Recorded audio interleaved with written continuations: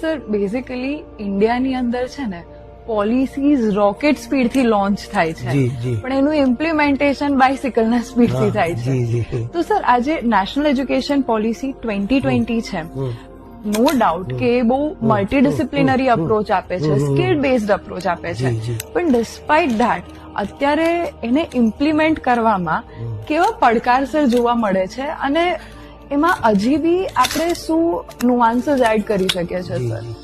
એક તો તમારી વાત સાચી છે કે જ્યારે પણ કોઈક નવી આવી પોલિસી આવે ત્યારે એને એકદમ સ્વીકાર કરવો એ એકદમ મનુષ્ય માટે બહુ અઘરું પડતું હોય છે.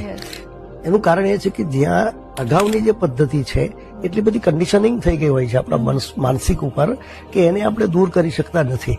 અને મોટે ભાગે આપણું જે શિક્ષણ પ્રશિક્ષણ જે છે એ પણ એ પેલી પદ્ધતિમાં જ આપણું થયું છે. એટલે આપણું જે માઇન્ડસેટ જે છે એ માઇન્ડસેટ તો આપણો કોલોનિયલ માઇન્ડસેટ